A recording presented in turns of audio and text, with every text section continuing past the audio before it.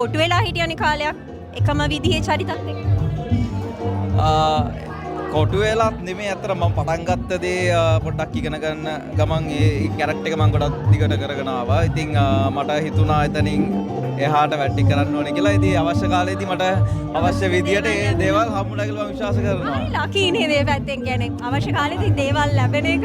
මොකද හිතන්නේ මේ අලුත් කාස්ටිං එකත් එක්ක කොහොමද ඒ ගැන කියන්නකෝ අලුත් වැඩෙත් එක්ක.